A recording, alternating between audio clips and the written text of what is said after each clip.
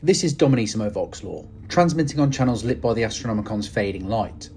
In this broadcast we chart the Indomitus Crusade, the Emperor's last gamble, carried on the shoulders of his returned son, Roboute Guilliman.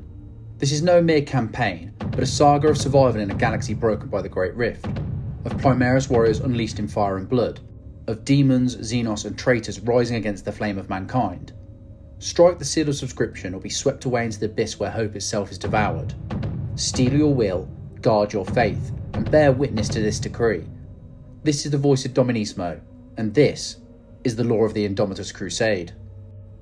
In the final days of the 41st millennium, the galaxy was torn apart. What had once been a tenuous web of imperial worlds bound together by the Astronomicon, that great psychic beacon of the Emperor, was wrenched asunder in a cataclysm so vast that even the most ancient races trembled at its appearance.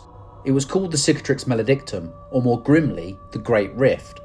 Stretching like a gaping wound across half the galaxy, this warp storm erupted from the heart of Cadia's death throes and split the Imperium in two. The destruction of Cadia had been long in the making. Abaddon the Despoiler, War Master of Chaos, had launched 13 Black Crusades against the Imperium over thousands of years. Each was a hammer blow aimed at the fortress world that anchored the Cadian Gate, the linchpin of humanity's defence against the Eye of Terra. For centuries, Cadia endured, its people bred for war and sacrifice, holding back the endless tide of demons and traitor legions. But no bastion can stand forever against the endless determination of chaos. In his 13th Black Crusade, Abaddon unleashed his greatest weapon, the planet killer known as the Blackstone Fortress, and the reality warping powers of his allies in the warp. With this, Cadia's destruction was assured. When the pylons that anchored the world's defences were shattered, the raw power of the warp tore loose. The Cadian Gate collapsed, and in its place, a tide of unreality poured into the material realm. Space itself screamed as the Imperium bled through, a storm unlike anything the galaxy had known since the War in Heaven. The Cicatrix Maledictum ripped across the stars in an instant, a wound that stretched from the galactic core to its outer rim. Entire sectors were swallowed whole, astropathic choirs were silenced, warp travel was rendered treacherous or impossible, and billions upon billions of Imperial citizens were stranded in the dark. For the Imperium, this was nothing short of apocalypse. The Emperor's light, the Astronomicon, could not pierce through the baleful storm across much of the galaxy. Those worlds that fell on the far side of the rift, in what became known as the Imperium Nihilus, were cut off from Terra. They became islands adrift in a sea of madness, their pleas for aid swallowed by the howling warp. In these regions, months stretched into years without guidance, contact or reinforcement. Entire planetary systems succumbed to anarchy, while others were consumed by the hungry predators of the void. Tyranids, Orks, and the restless Necron dynasties who stirred from their tombs to reclaim what they saw as their birthright. Yet perhaps worst of all was the rise of demonic incursions on a scale unseen since the Horus Heresy.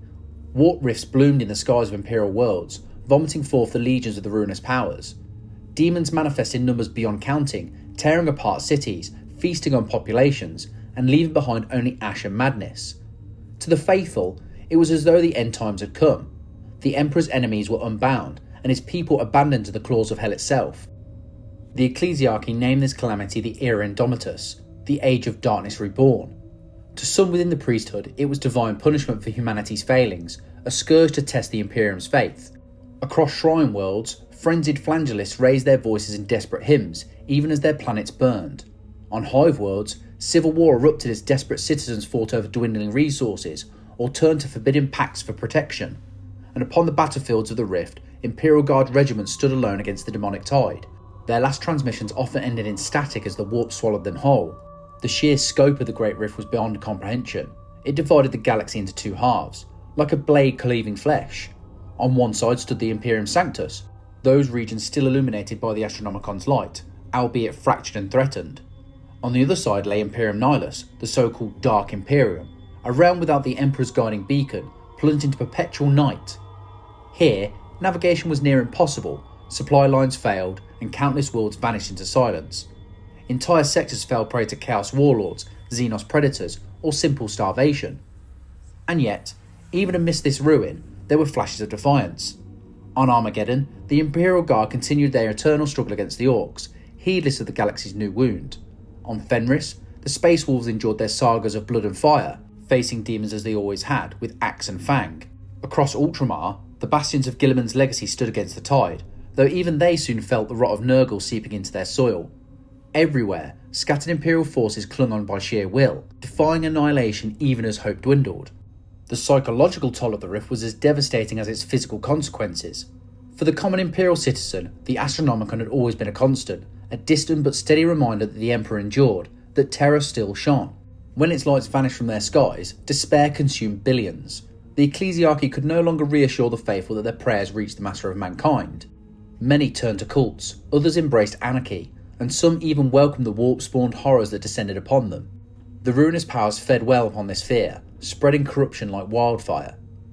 Yet, in this darkest hour, legends speak of visions across the galaxy, dreams of a golden figure walking among ruins, of a towering warrior whose voice cut through despair like thunder.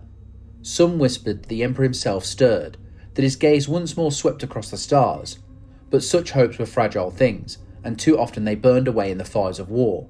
The birth of the Great Rift was more than a catastrophe, it was a turning point. The Imperium of man, fractured and bleeding, could no longer sustain its illusions of control. The galaxy had changed irrevocably, chaos had struck its greatest blow, and for the first time since the Horus Heresy, the Imperium teetered on the edge of total collapse. But history has ever shown that in mankind's darkest hours, heroes arise. Though the rift seemed an unhealable wound, its shadow would not pass unchallenged. Amidst the ruin of Cadia and the screaming storm of the Cicatrix, a Primarch would rise again, bearing the weight of a dying empire on his shoulders. The galaxy had shattered, but the Imperium had not yet fallen, for in the Age of Darkness, a new crusade was about to be born. For 10,000 years, the Imperium of man endured without the leadership of its Primarchs. The Emperor sat immobile upon the golden throne, neither living nor dead, his light projected into the warp as a beacon for humanity. Around him, High Lords schemed and warred in the shadows of his absence, their authority unchallenged. But in the 41st millennium, amidst the darkest hour of mankind's history, a miracle was wrought. A son of the Emperor rose from the silence of legend, and with him came the faint hope of salvation. This was the resurrection of Roboute Guilliman, Primarch of the Ultramarines. Guilliman's tale had seemed finished at the height of the Horus Heresy.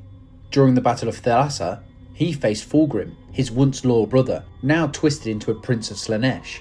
In that clash, Guilliman was mortally wounded, a demon blade piercing even the gene-forged resilience of a Primarch. Though the Ultramarine secured his body, he was left in a state of living death, neither dead nor fully alive. Guilliman was entombed within a stasis field on Macragge, preserved for millennia as though frozen at the very moment of his wounding. To the Imperium, he became a relic, a symbol of Ultramar's indomitable spirit, and a shrine for the faithful. It was during the darkest hours of the Imperium, as the Great Rift tore open and half the galaxy was plunged into shadow, that fate converged to awaken him. At the heart of this miracle stood Belisarius Cawl, the Archmagus Dominus of the Adeptus Mechanicus. For 10,000 years, Cawl had laboured in secret at the Emperor's command, working on a project so vast and forbidden that even Mars itself could not sanction it. He had forged new weapons, new technologies, and above all, a new breed of warriors, the Primaris Space Marines. Yet all his genius would have been for nothing without a way to deliver hope to the galaxy. Cawl's great work brought him into Guilliman's tomb. With him came Yvain of the Inari, prophet of the Eldari god of death, Enid. It was she who bore the power of resurrection, a shard of divinity carried within her mortal form. Though mistrust and ancient hatred stood between humanity and the Eldari, necessity overruled enmity. Guilliman's awakening required both science and sorcery, Cawl's arcane machinery, and the Eldari touch of death and rebirth. Together, in a moment that would alter history, they brought the Primarch back from the brink. His lungs filled once more with air, his eyes opened to the galaxy's ruin, and Guilliman lived again. The Primarch's first moments were filled with despair and fury. He saw a galaxy drowned in darkness, his father's dream shattered into a nightmare. The Imperium, once a vision of enlightenment and order, had become a stagnant empire of superstition, dominated by priests and bureaucrats. Guilliman had always been a pragmatist, a statesman as much as a warrior, and what he saw horrified him. The Emperor's dream of rational, enlightened humanity was gone, replaced by the zealous worship of the master of mankind as a god. Guilliman wept for what his father's Imperium had become. But grief could not rule him for long. He was the genecraft of a leader, bred to endure the burdens of command. And burdened he was, for the galaxy burned on every front. Chaos surged through the Great Rift, Orks, Necrons and Tyranids stalked the void. The Imperium was collapsing, and he alone bore the strength to steady it. Though he despised the ecclesiarchy and its worship, Guilliman set aside his disdain for faith and assumed the mantle thrust upon him. If the people required a saviour, he would be that saviour, not for glory, but for survival. His resurrection was not met with universal joy. Many within the Imperium saw him as a threat to their power. The High Lords of Terra, who had grown comfortable in their rule, suddenly found themselves overshadowed by the living son of the Emperor. To challenge him was unthinkable, yet to follow him meant the end of their supremacy. Guilliman crushed their dissent with cold efficiency. In one of his first acts after revival, he assumed the title of Lord Commander of the Imperium, eclipsing the High Lords and binding the shattered empire beneath his command. His first journey was to Terra itself. The voyage was perilous, for the Great Rift raged across the galaxy, making navigation a nightmare. Only the miraculous skills of the Onari and the stubborn ingenuity of the Mechanicus allowed Guilliman's fleet to reach the cradle of mankind. When at last he stood before the Golden Throne, the sight broke him anew. The Emperor, his father, was a shattered husk of a god, sustained only by ancient machinery. Guilliman spoke, pleaded, even raged at the corpse throne, but no reply came. Only silence, and the endless psychic glow of the Astronomicon. Yet though the Emperor gave no answer, Guilliman found resolve. He could not rely on divine intervention. If humanity was to survive, it would be through his leadership, through the strength of its armies, through a new crusade. He emerged from the throne room with purpose forged in grief. To the Imperium, he declared himself regent, the Emperor's chosen heir in all but name. To his brothers still alive, whether loyal or traitor, he offered only defiance. Guilliman would rebuild his father's empire or die in the attempt. With Guilliman's return, hope rekindled across the stars. The Primarch was no longer a legend frozen in glass, but flesh and blood, striding to war. The Imperium had endured 10 millennia of stagnation, but now the age of the Dark Imperium was upon it, and the Indomitus Crusade was about to begin. Long before the Great Rift split the galaxy, a solitary figure toiled in secrecy, labouring for 10,000 years on a project of staggering scope. His name was Belisarius Cawl, Archmagus Dominus of the Adeptus Mechanicus, and his great work was to alter the very foundations of the Imperium's strength. While the galaxy knew him as a genius, a savant of forbidden sciences, few could comprehend the true magnitude of what he wrought in the shadow of the Emperor's command. Guilliman's resurrection was only part of it. The other was a gift, or a gamble, that would change the Adeptus Astartes forever, the Primaris Space Marines. Cawl's story was one of obsession. According to his own claims, the Emperor himself tasked him during the days of the Great Crusade with a mission to secure humanity's future. Whether this was literal truth or grand delusion, none can say for certain, for the Emperor's will was often inscrutable. But from that moment, Cawl committed himself entirely. He scoured the galaxy for genetic material, artifacts, and lost technologies, building a labyrinth of laboratories hidden on countless forge worlds and in secret vaults of Mars. While the Imperium stagnated, clinging to dogma and ritual, Cawl pushed ever further into the heretical frontier of innovation. The fruits of his labours were many. He perfected gene seed, repairing flaws that had long cursed certain legions. He created new organs, secondary hearts, reinforced ossification matrices, and sinew coils that granted the Primaris superior endurance and strength. They stood taller than their cousins, with enhanced resilience to wounds that would fell lesser warriors. Their black carapace interfaced more fully with their power armour, granting them greater control of their warplate. In every measurable way, the Primaris Space Marines were an improvement on the Astartes who had walked the galaxy since the days of the Horus Heresy. But Cawl's genius did not stop at physiology. He forged new patterns of war gear to match his creations. The bolt rifle, a weapon of longer range and precision, became their standard. Marks of power armour unseen since the age of technology, sleeker, more adaptable, clad their forms. Repulsor grav tanks replaced the ageing Land Raider in mobility, while the Redemptor Dreadnought carried the fury of the fallen Primaris warriors into battle. These were not simply enhancements, but revolutions, designs that defied millennia of stagnation. To many within the Imperium, Cawl's work was nothing less than heresy. The Mechanicus itself balked at his audacity. He had bypassed Martian orthodoxy, spurning the rituals of the machine god to reach heights no fabricated general would dare.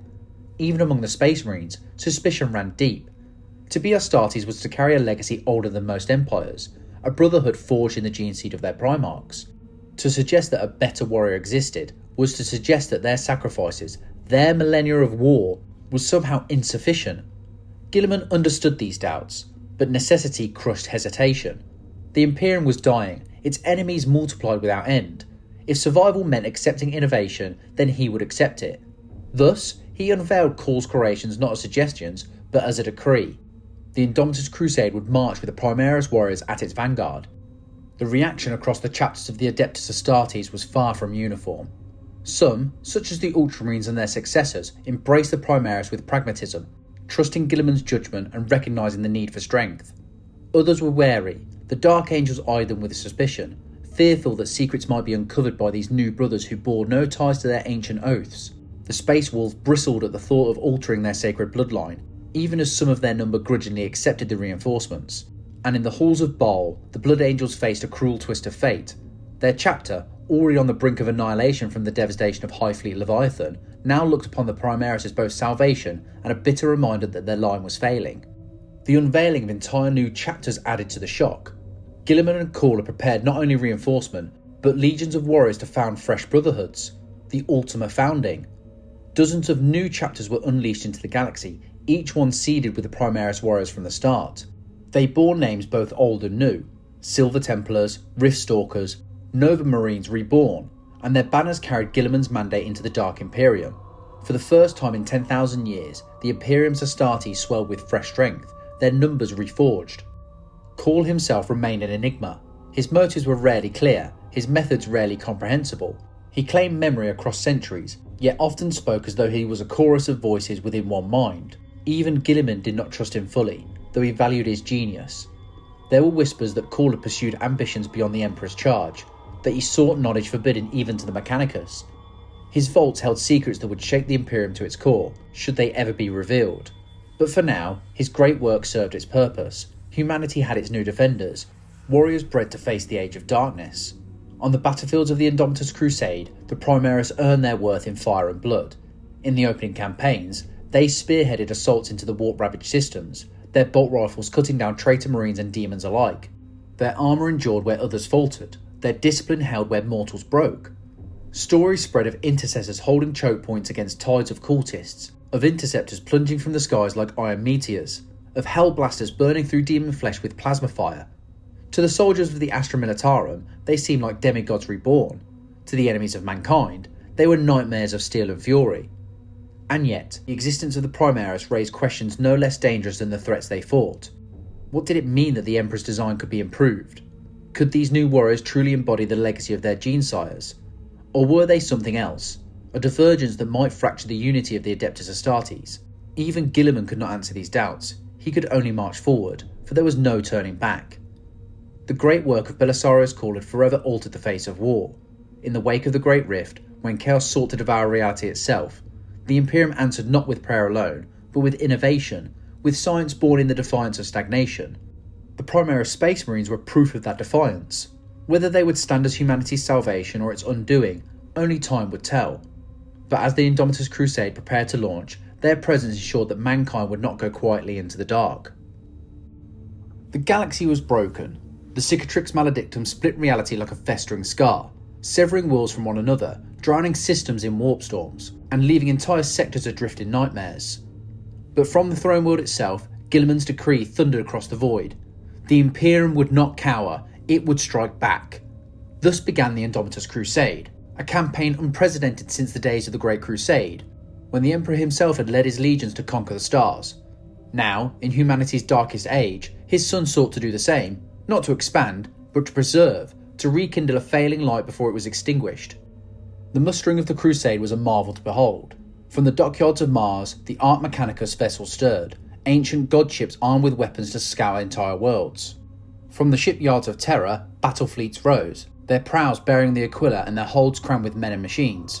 Chapter by chapter, the Adeptus Astartes answered Guilliman's call, their banners joined by the fresh colours of the newly founded Primaris chapters. Regiments of the Astra Militarum were marshalled from across the Segmentum Solar, drilled and prepared to march into the unknown. Titans strode from their forge veins, whose footfalls shook the ground like earthquakes. The sky of Terra itself seemed to glitter with the mass of humanity's assembled wrath. Guilliman knew this was no ordinary campaign. The rift had cut the Imperium in half, creating two realms: Imperium Sanctus, bathed in the Astronomicon's light, and Imperium Nihilus, plunged into near-eternal night. Many argued that the Dark Imperium was lost, that no fleets could hope to breach its howling warp storms. Guilliman rejected despair. His strategy was clear: strike swiftly, relieve the world still holding against the dark, and restore faith through the presence of Imperial might. Every liberated system would become a beacon, proof that humanity had not been abandoned. The first stages of the Crusade swept through the Segmentum Solar and into the void beyond, where demonic incursions had consumed entire star clusters.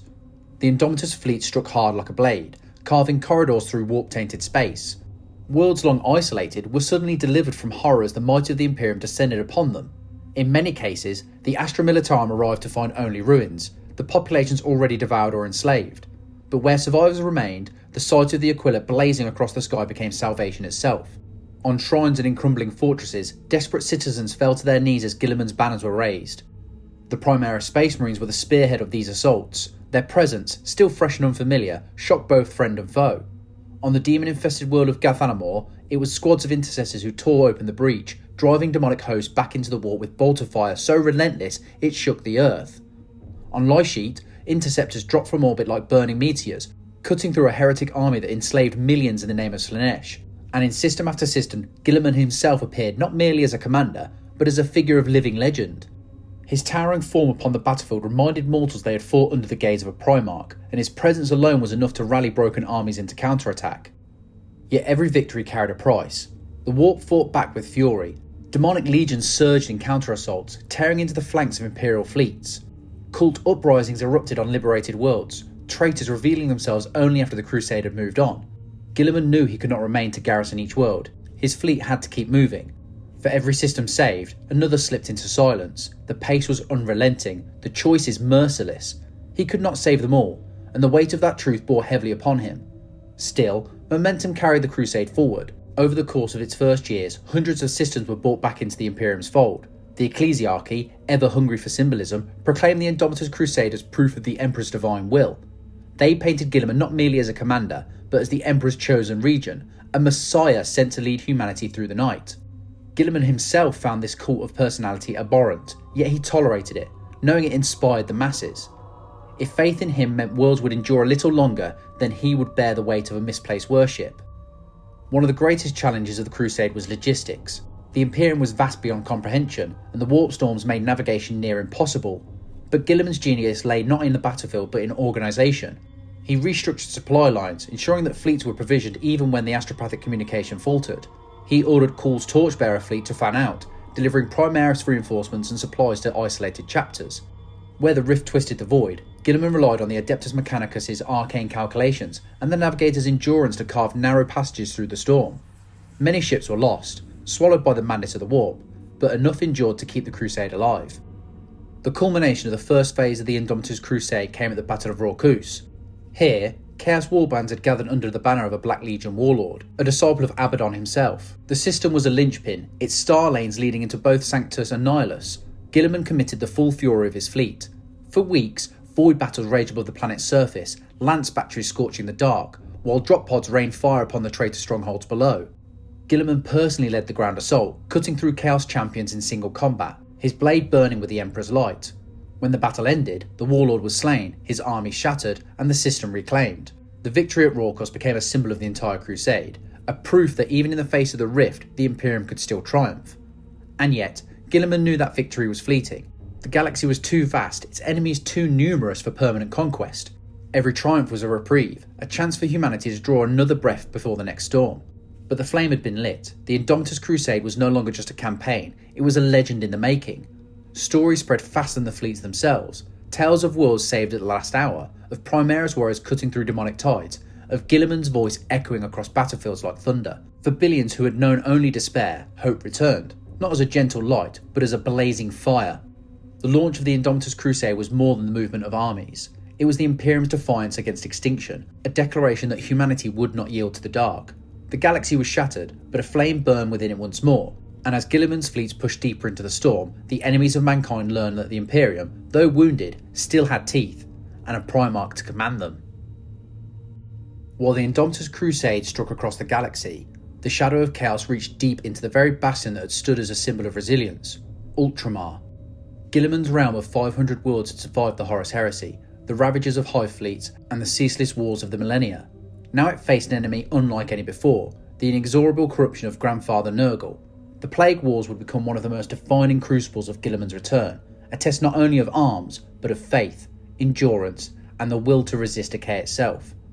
The invasion began as the Great Rift tore open, its baleful storm spilling into every corner of the galaxy. From the pestilent depths of the warp, the Death Guard emerged under the command of their Primarch, Mortarion. Once Guilliman's brother, now the favoured son of Nurgle. Mortarion despised his sibling's resurrection. he saw Guilliman's return as a mockery, a cruel reminder that the Emperor still meddled in mortal affairs. With festering hatred, he vowed to corrupt and destroy everything Guilliman cherished. The first strikes came swift and merciless. Warp-born contagion swept through Ultramar's worlds, killing millions before Imperial commanders even understood they were under attack. Where once fields had yielded crops to feed the Imperium, now pestilent growths choked the land. Rivers became slick with bile, oceans turned black with filth. On Primero, plague swept entire hive cities in days, their victims rising again as shambling corpses to spread infection. On Ardium, Death Guard fleets bombarded continents with plague bombs, the atmosphere itself became poisonous to breathe. Each world fell into despair, its proud defences corroded by disease and despair before the first bolter was even fired. Mortarion himself descended upon Lax, once the jewel of Ultramar's agri-worlds. Lax had long been a bastion of healing, its gardens and fields serving as rest for the weary. Now it became the staging ground of pestilence. Mortarion chose it deliberately, seeking to twist a symbol of life into a shrine of rot. From its soil, demonic legions poured forth, great unclean ones lumbering through ruined orchards, plague bearers shambling across fields of pus, while nurglings swarmed like vermin across the broken walls of cities.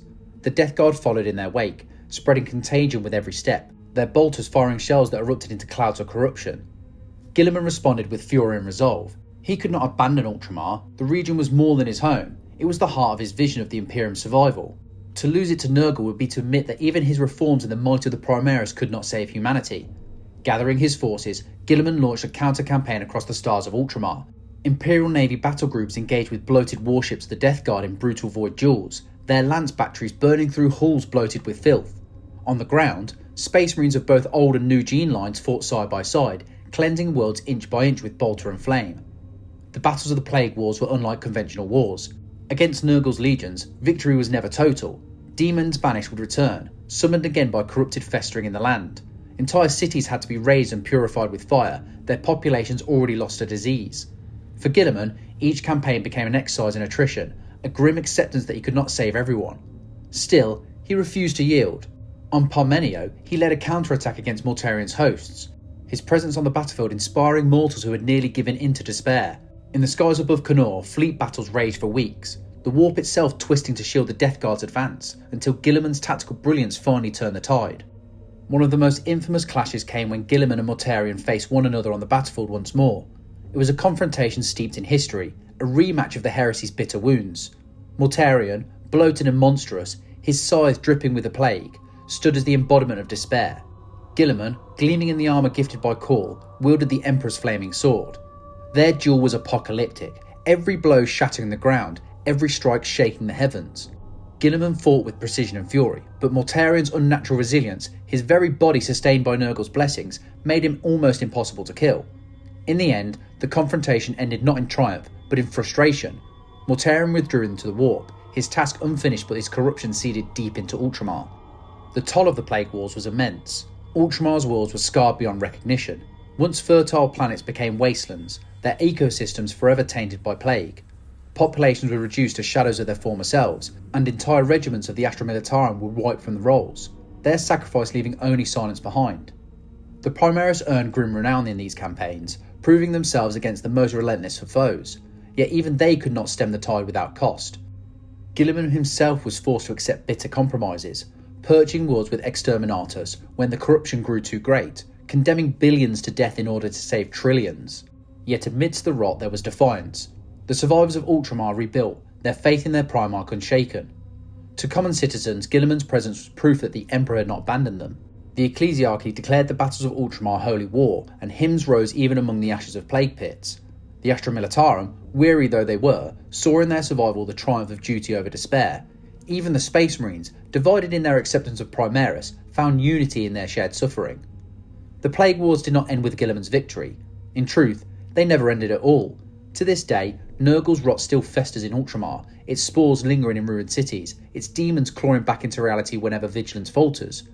But Guilliman's counter-campaign blunted Mortarion's ambitions. Ultramar still stood, scarred but unbroken, a testament to resilience in the face of corruption. For Guilliman, the lesson was bitter yet clarifying. He had seen how swiftly the gifts of chaos could unravel entire civilizations. He knew now that his task was greater than military triumph. It was the preservation of humanity's spirit itself.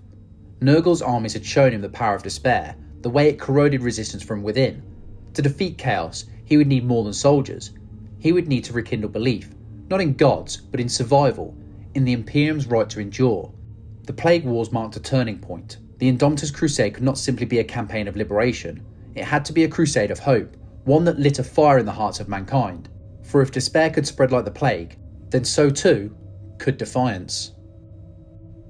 As the Indomitus Crusade pushed outward, liberating worlds and defying the madness of the Great Rift, Guilliman soon discovered that chaos was not the only threat gnawing at the galaxy's bones. From the shadows of forgotten tomb worlds, an ancient power stirred with implacable patience.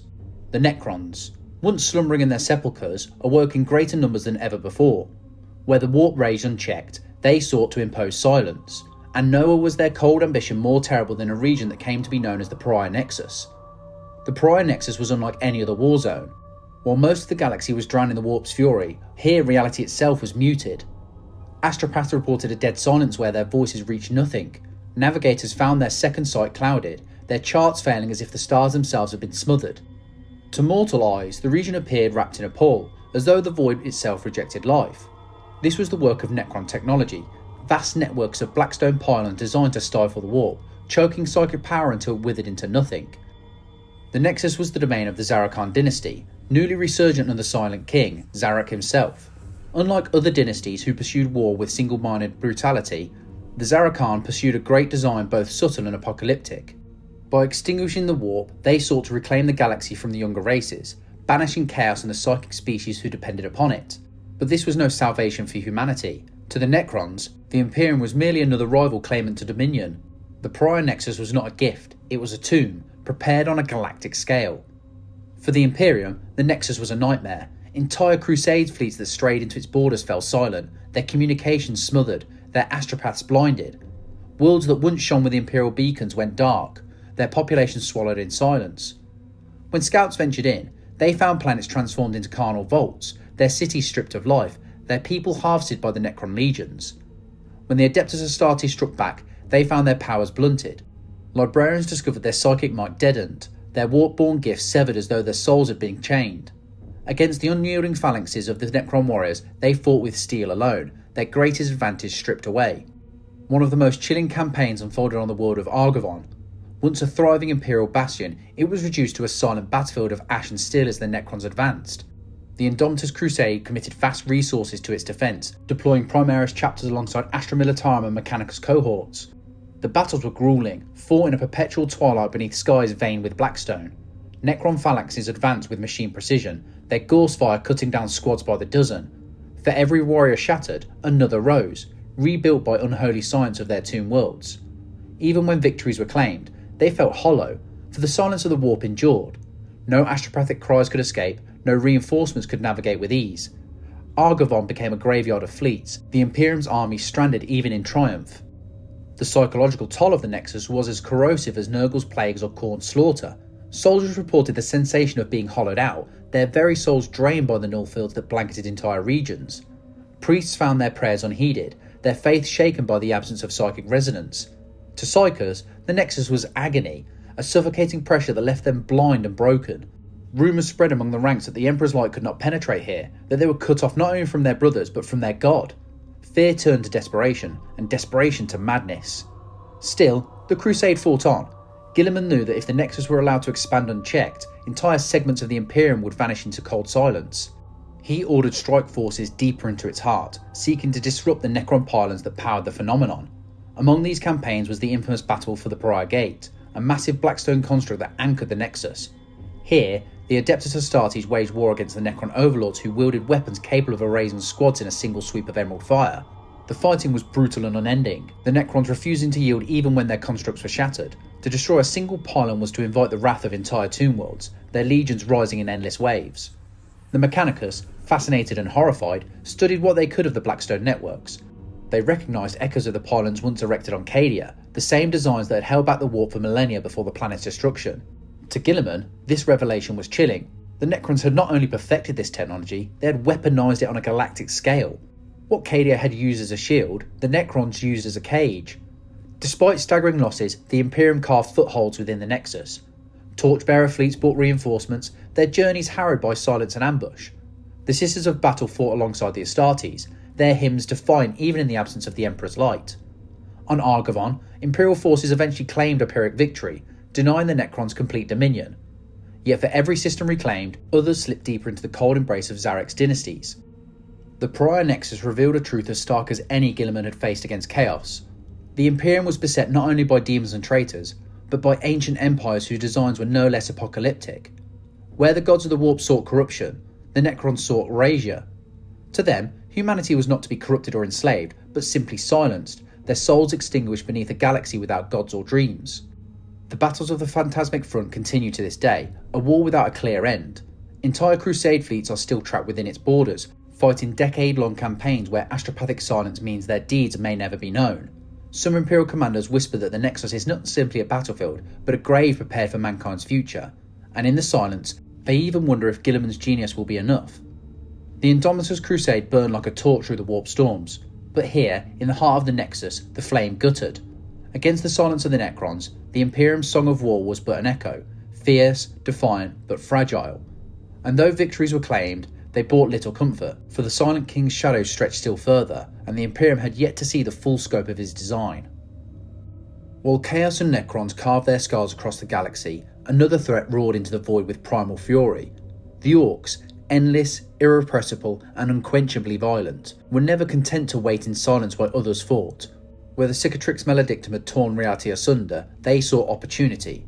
And in the region of space known as the Red Scar, their savagery reached a scale that rivaled any crusade of mankind. The Red Scar sprawled across the eastern fringe of the galaxy, a vast wound of void space dominated by Ork warlords and their teeming hordes. Here, entire systems had fallen into greenskin dominion, their planets converted into ramshackle forges, foundries, and battlegrounds. The Orks called it nothing more complicated than the best fighting grounds in the galaxy, and under the banners of their war bosses they clashed endlessly, both with the Imperium and with each other. What made the Red Scar different was the sheer scope. It was not the campaign of a single world, but a confluence of Waaaghs, each feeding the other in a storm of endless war. At the centre of this storm was the colossal figure of Ghazghkull Mag Uruk Thraka, prophet of Gork and Mork, whose visions drove him ever onward in pursuit of the ultimate Waaagh. Though much of his fury was directed toward the Armageddon sector, his influence echoed across the stars, inspiring Ork warlords to gather their own hordes. In the Red Scar, dozens of these war bosses forged empires of iron and fire, each one a petty tyrant commanding millions. Some, like war boss Gruk Face Ripper, carved their names into Imperial histories through sheer brutality. Others waged wars so vast they seemed to darken entire subsectors with their fleets of kill cruisers and hulks. The Imperium's attempts to contain the Red Scar were relentless but exhausting. Entire Crusade fleets vanished into its depths, never to emerge. Imperial Guard regiments fought grinding campaigns across ash-choked wastelands, holding trench lines against endless Ork tides. Even the Adeptus Astartes found themselves tested to the brink. In one infamous campaign, the Raptors chapter fought a guerrilla war for years against Orks entrenched on the world of Viridian, their battle tactics stretched to the limit by the Greenskins' sheer resilience. For every Ork slain, another seemed to rise, spawned from the spores that littered every battlefield. What made the Red Scar so deadly was not merely the Ork numbers, but their adaptability. Where Imperial worlds were conquered, the Orks turned manufacturage into weapon forges, churning out crude but effective war machines. Whole cities were gutted and rebuilt into fortresses of scrap iron, bristling with cannons. Even the Void was not safe. Ork fleets cobbled together from looted wrecks proved capable of matching Imperial battle groups ship to ship. The Orks cared nothing for supply lines or logistics. Their hunger for war alone sustained them. Where humans might falter from famine or attrition, Orks only grew stronger, feeding on the fight itself. One of the bloodiest confrontations came at the world of Cawl, where an Ork empire under war boss Urgok spanned 3 systems. Guilliman dispatched a strike force of Primaris chapters alongside veteran Astartes to reclaim it, fearing the empire might spill outward into the Imperium Sanctus. The campaign lasted for years, bogged down in ceaseless sieges and ambushes. Imperial commanders reported the horrifying efficiency with which the Orks adapted. Their mechs learned to counter grav tanks, their war bosses devised crude but devastating counterstrikes. In the final battles, orbital bombardments scoured whole continents to ash before the Orks were broken, and even then, scattered warbands continued to resist long after the world was declared secured. The Red Scar tested the Indomitus Crusade's endurance like no other theatre. Unlike the Demons of Chaos or the Necrons of the Nexus, the Orks could not be contained with decisive strikes against leaders or pylons. They were a tide, self-perpetuating and eternal. To kill one war boss was to see another rise, bigger and louder. To burn one world was to see another flare with battle. Guilliman himself admitted the Orks could never truly be destroyed, they could only be held at bay. The goal of the Crusade in the Red Scar was not victory, but survival, ensuring the greenskin hordes did not pour into the Imperium unchecked. The human cost was staggering. Entire Astra Militarum regiments vanished without record, consumed in the maw of endless campaigns. Imperial commanders described the front as a meat grinder, where soldiers fought for years without hope of reinforcement, their only reward survival for another day. Yet even here, stories of defiance endured. On the fortress ward of Gathalamor, guardsmen held a single bastion against 3 Waaghs simultaneously, their valour etched into the annals of the Crusade. On Chimeron, Sisters of Battle fought to the last in cathedrals overrun by Orks, their martyrdom igniting resistance across the subsector. For the Orks, the Red Scar was a paradise. Every battle fed their war energy, every clash made them stronger. To them, the Imperium's desperate defences were not deterrents but invitations, proof that there were still enemies worth fighting. In the end, this was perhaps the greatest tragedy of the Red Scar, that the Imperium's suffering was also the Orks' joy. Guilliman knew the Red Scar could never be purged in its entirety. Instead, he sought to fortify its borders, establishing bastion systems to slow Ork incursions. He diverted torchbearer fleets to reinforce embattled chapters, ensuring that the Primaris might hold the line where older forces faltered. And though victories were claimed, worlds liberated, warlords slain, the Crusade never fully ended here. The Red Scar remained a wound, raw and unhealed, forever threatening to erupt anew. In the grand tapestry of the Indomitus Crusade, the Red Scar stood as a grim reminder of the Imperium's limits. Chaos could be defied, Necron pylons could be shattered, but the Orks were eternal. Their Waaagh was not bound by strategy or supply, only by their insatiable hunger for battle. And as long as even a single greenskin lived, the war would never end. For the warriors of the Imperium, the Red Scar was not a campaign with victory in sight. It was a crucible, a place where soldiers fought knowing their struggle might last not months or years, but lifetimes. To endure was itself a triumph. To hold the line against the green tide was to declare, in blood and fire, that humanity would not bow, even to endless war. Amidst the thunder of the Indomitus Crusade, Guilliman bore a burden no less heavy than battle, the governance of the Imperium itself. He had not sought it, nor desired it, but by blood and circumstance the mantle fell upon him. As Primarch of the Ultramarines, he was the Emperor's son. As Regent of Terra, he was the Imperium's beating heart.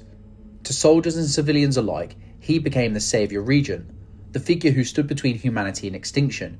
Yet in truth, Guilliman was not saviour by choice. He was saviour by necessity. From the moment he claimed the title of Lord Commander, Guilliman confronted a political machine that had ossified into stagnation over 10,000 years. The Senatorium Imperialis, once a council of vision, had decayed into a nest of intrigue, each High Lord more concerned with preserving personal fiefdoms than safeguarding the galaxy. Guilliman, schooled in statecraft since his youth on Macragge, saw the rot instantly. Where others saw sacred tradition, he saw corruption and inefficiency. Where they saw ritual, he saw wasted time. His reforms were swift and brutal, stripping away layers of bureaucracy, centralising authority under his command, and forcing the Imperium to act with urgency of war. This earned him no friends among the Terra's elite. The Administratum seethed as he cut through their endless parchment labyrinth, redirecting resources directly to the Crusade. The Ecclesiarchy fumed as he refused to embrace their creed, his distaste for the Emperor's deification an open wound between them. Even the Adeptus Mechanicus regarded him with suspicion, for Guilliman relied heavily on Belisarius Cawl's innovations rather than the Martian orthodoxy. Yet his authority was unassailable. He was the Primarch returned, the living embodiment of Imperial will.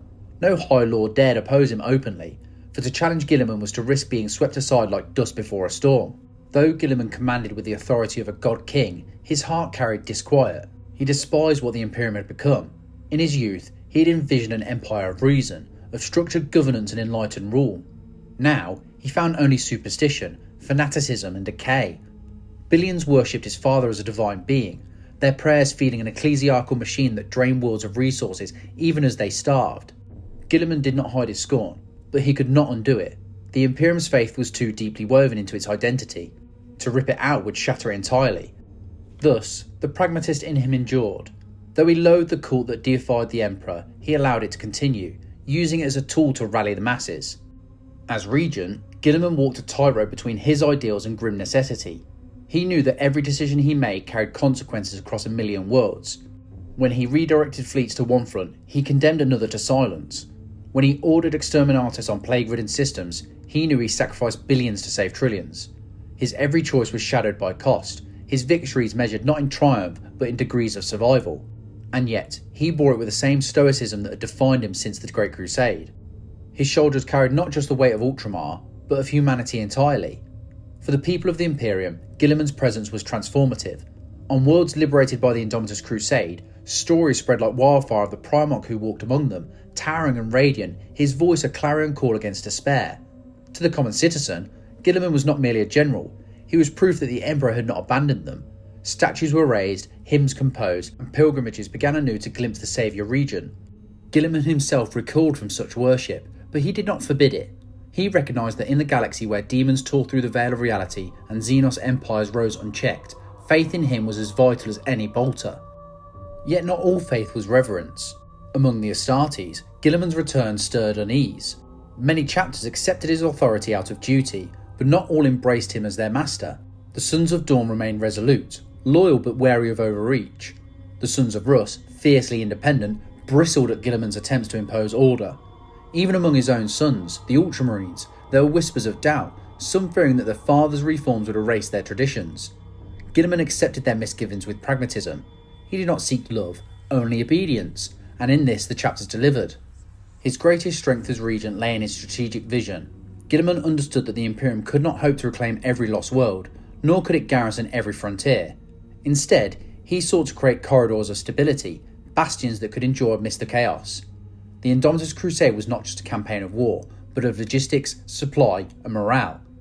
Guilliman's reforms ensured that ships reached embattled sectors, that reinforcements arrived where they were needed most, and the Imperium's armies did not fracture under the weight of isolation. In this, his genius as a statesman was equal to his brilliance as a commander. Still, the burden wore heavy upon him. Guilliman had never intended to rule in his father's place. He had long admired the Emperor but had seen him as a man of vision, not a god. Now, standing in the Emperor's shadow, he felt a hollowness no title could fill. He often retreated to solitude, poring over ancient tomes and records, seeking to understand what his father had truly intended. Did the Emperor plan for his sons to inherit his burden? Or had he always known this empire would decay, its survival dependent on faith rather than reason? Guilliman found no answers, only silence. And yet, silence did not paralyse him. If the Emperor would not speak, then Guilliman would act. He embraced the role of regent, not out of belief in its sanctity, but out of recognition that humanity had no alternative. He would be their shield and their sword, their general and their ruler, even as the weight of it threatened to crush him. Thus, the legend of the saviour regent grew. To the Imperium's enemies, his name became a curse. To its citizens, a prayer. To himself, it was simply a duty. The endless march of responsibility, the burden of being the last son of the Emperor to stand in defence of a dying galaxy.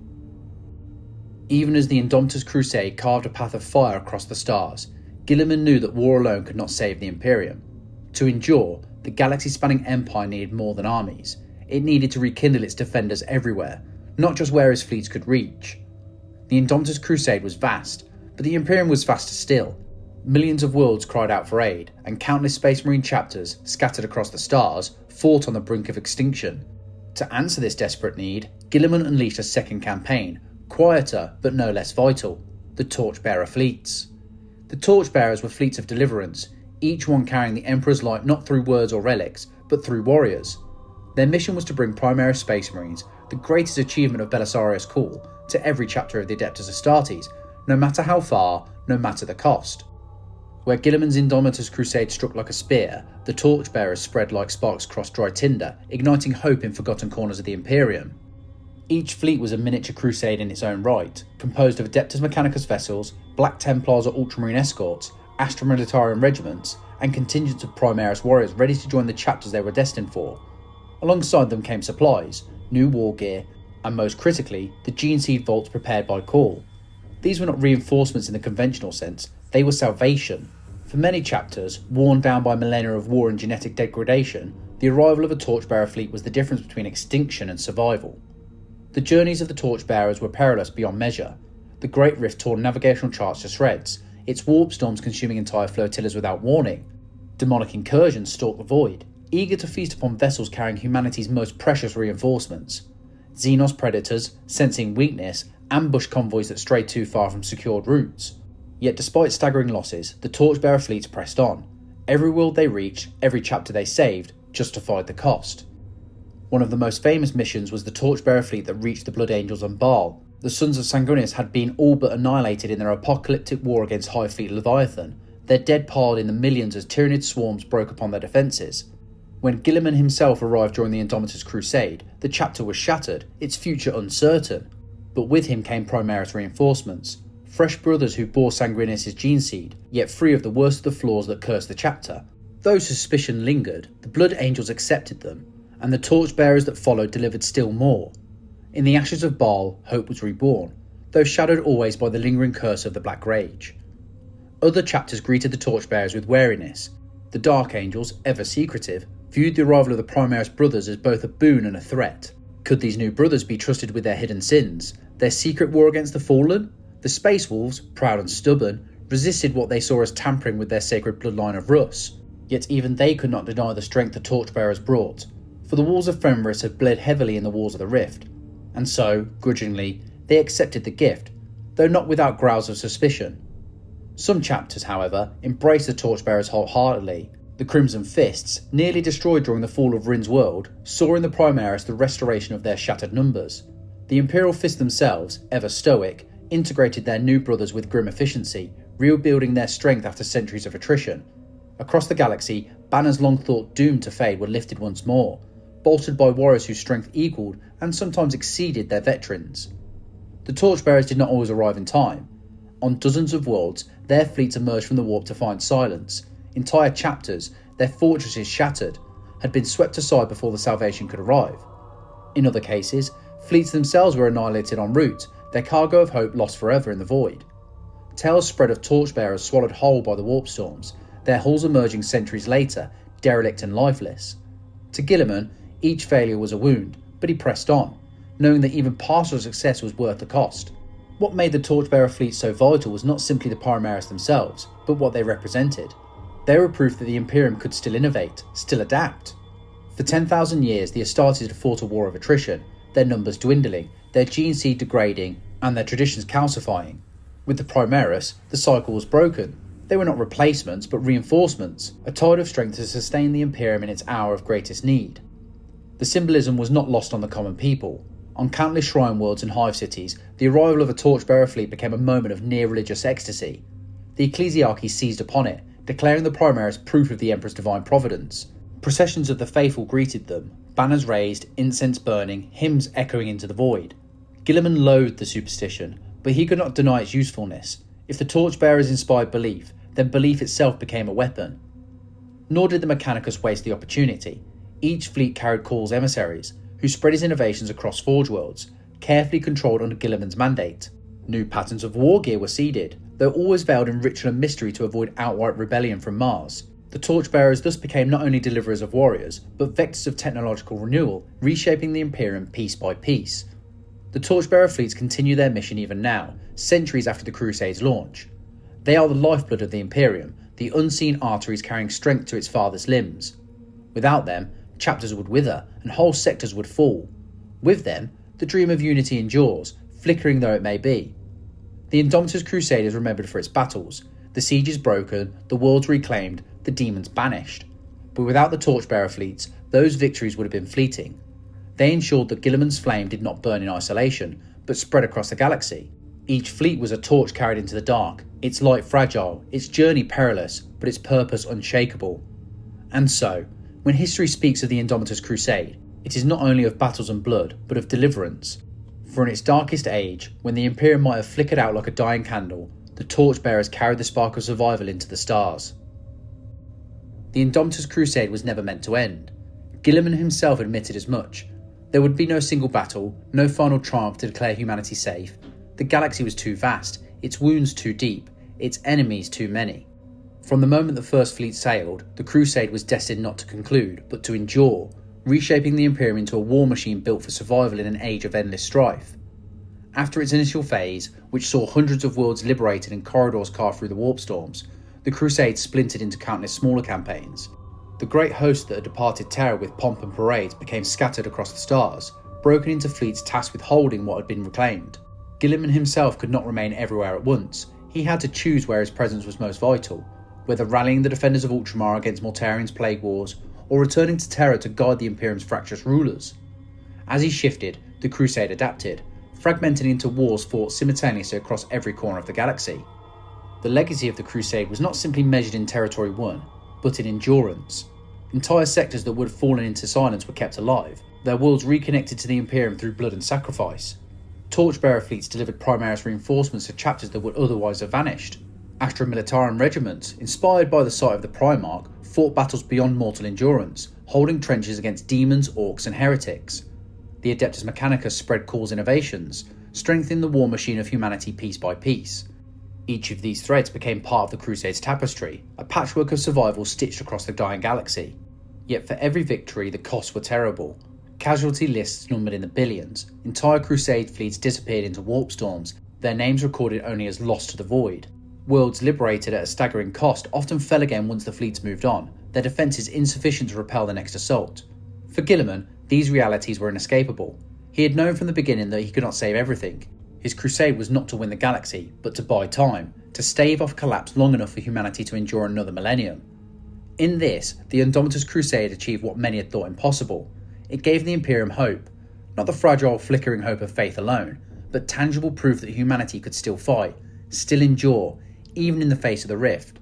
The Emperor's light might not reach Imperium Nihilus, but Guilliman's fleets did. The Ecclesiarchy turned these victories into sermons, declaring the Primarch a living saint. Guilliman tolerated the words, but he knew the truth. He was no saviour, he was a soldier, holding back an ocean with a sword and a shield. The galaxy beyond the Imperium did not rest. Abaddon still commanded the Black Legion, his 13th Black Crusade spilling ruin across countless systems. The Necrons of the Zarokhan dynasty expanded their Pariah Nexus, their Blackstone pylons extinguishing psychic life across entire regions. Ork Waaagh surged unchecked from the Red Scar, their numbers swelling with every battle. And from the void beyond the stars, the Tyranid hive fleets continued their endless hunger, consuming systems faster than the Crusade could reach them. The Indomitus Crusade did not end these threats, it simply ensured that humanity still stood against them. The greatest legacy of the Crusade was not in the number of worlds liberated or enemies slain, but in the transformation of the Imperium itself. Guilliman's reforms had begun to take hold, logistics improved, communication routes, though fragile, were re-established. The Primaris stood as the vanguard of a renewed Adeptus Astartes, their presence strengthened on every front. The Imperium, once paralysed by stagnation, now moved again, not with the grand sweep of the Emperor's Great Crusade, but with the stubborn resilience of a wounded beast refusing to die. Still, Guilliman himself remained uneasy. For all his efforts, the galaxy remained a place of nightmare. The Great Rift still roared, an unhealable wound across reality. Chaos surged unchecked. His own brothers, corrupted by the gods of the warp, remained at large, their wars adding to the Imperium's suffering. And above all, the Emperor remained silent upon the Golden Throne, his will unknowable, his plans inscrutable. Guilliman ruled his region, but he did so with no certainty that his father approved, or even noticed. He carried the burden alone, with only the faint memory of what the Imperium had once been to guide him. Yet perhaps this was the true essence of the Indomitus Crusade. It was not a war fought for final victory, but a declaration of defiance.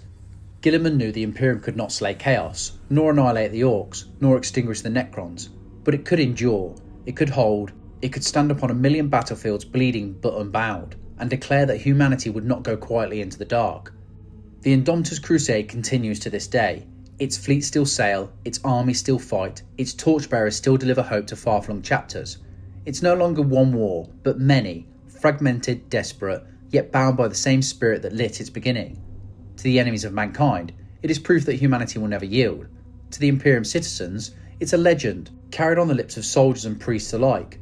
To Guilliman, it is duty, endless, wearying, yet inescapable. History will never record the Crusade's end, for it has none. It is the eternal war, the Imperium's ceaseless struggle to survive in a galaxy of horrors. And though the Cicatrix Maledictum still divides the stars, though chaos still rages and the Xenos still rise, one truth shines through. The Imperium endures. It endures because it must. It endures because Guilliman, the saviour regent, lit a flame in the darkness, and that flame, though battered, still burns. You have heard the transmission of Dominissimo Voxlore, a record of war without end, and the Imperium's unyielding defiance.